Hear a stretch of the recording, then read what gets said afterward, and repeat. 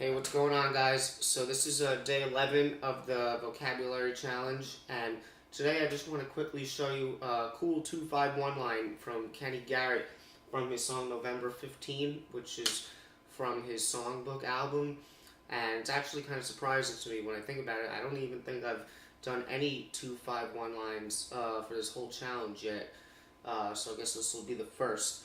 So I'll play it for you first, then I'll play it, then we'll talk about it quickly.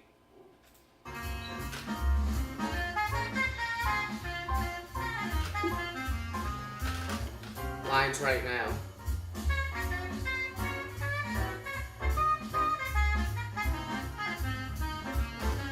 Okay, so I'm going to play it back again and I'll play it with the recording now.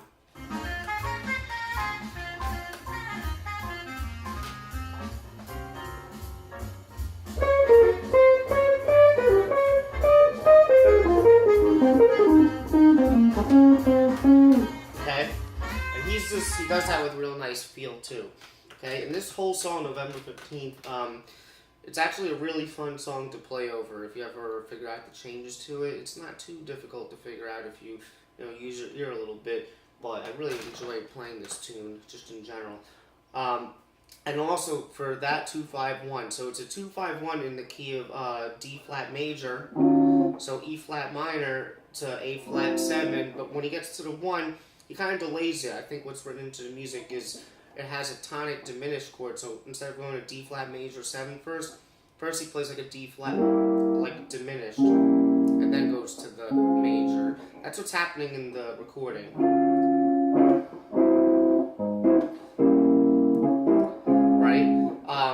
His line in the solo here doesn't necessarily reflect that, but that's like just an extra cool harmonic thing that you can do even if you're comping that, kind of just adds some flavor to it. So the line, so basically what he has is this. He starts with this G flat major triad, and that should be pretty clear to most of us that G flat major is the relative major of E flat minor, which is the 2 chord. And it's also, it's the relative major, but it's also just part of that 2 chord. If you thought E flat minor 7, all you gotta do is add the root. But there's a reason why I'm thinking of it right now, like the relative major. So basically what he does is he does that, and then that's the note that he started on. So a little voice leading thing, he goes down a half step and just chromatically passes to then that same note, and then he goes up a half step. So now he plays a G natural major triad, or a G major triad, so, right, so he's kind of going up chromatically and playing that over the 5 chord. We're going to talk about that again in a second, so, then, back to the first note we started on, and then he's going up another step, and what he's doing here is, B flat major triad, or I'm sorry, A flat major triad. But actually he's playing an extra note to turn it into an F minor 7, which is kind of like the same thing. And then he's playing, which is, I guess you can think of that as let's see. If we think of this in relationship to D flat, there's the 6, there's the 5th, 9, and then the 7. There's got to be some other way to think of this. That right there is A flat major. So it's kind of like an A flat major add 9.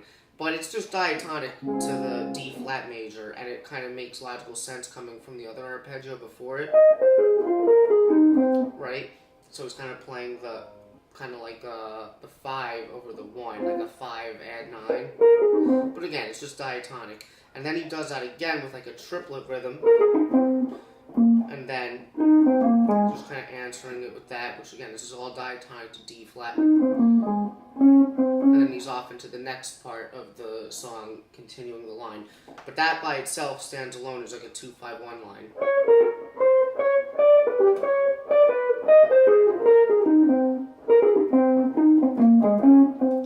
Right?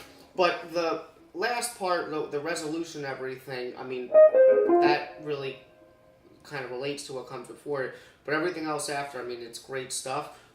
that's not really what I want to focus on. I really want to focus on the 2-5 part of the line. And it's really cool because you can see how he's kind of taking a shape like a major triad.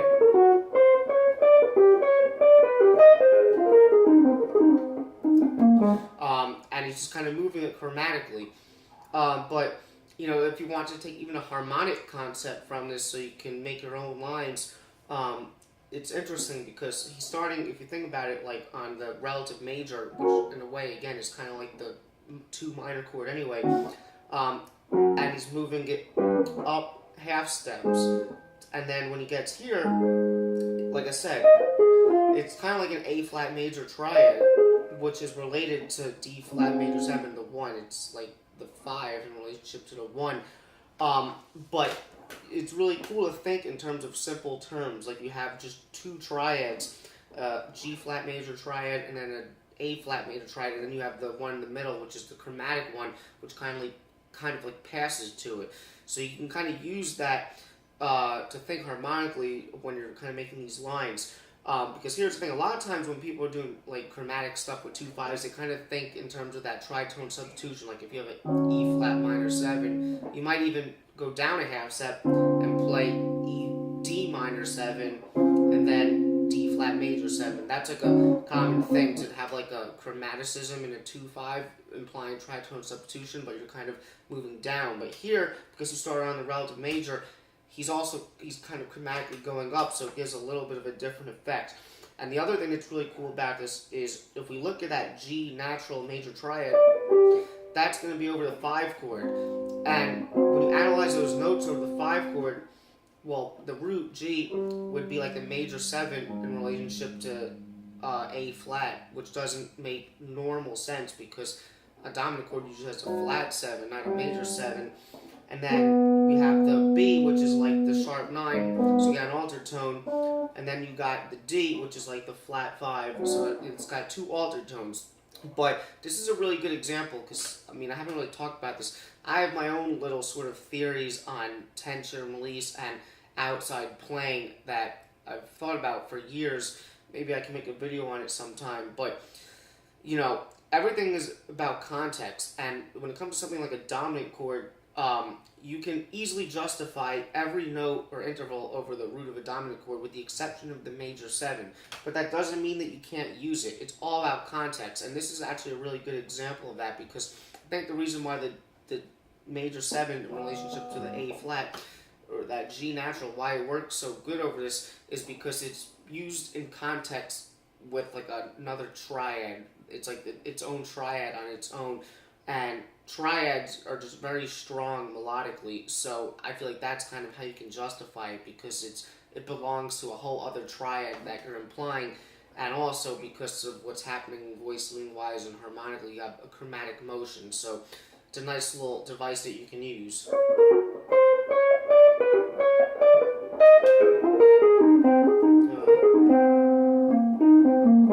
You know what I mean? And even if you did something like just playing arpeggios, again, I'm thinking G flat major to G major to A flat major. It's a nice thing over a 2-5-1. You can do something like you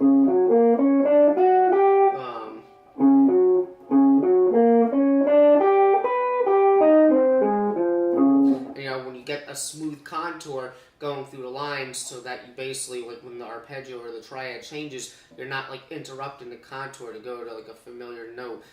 So you can see I'm starting on the 5th here, playing like a second inversion G flat. But then when I go to the G, I'm just going up still to the next available note, which would be that. Then going down. You know what I mean? Because a lot of people will do something where they're like, and again, there's nothing wrong with that at all, but when you can really imply that smooth contour so that you continue to, at least in this example, ascend, you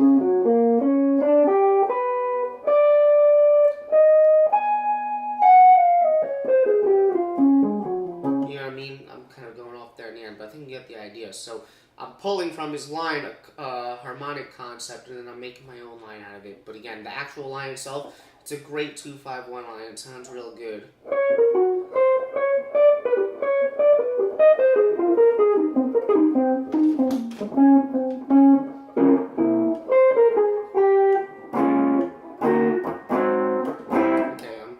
the song there, but you get the idea. So I hope that you enjoyed that, and I'll see you tomorrow.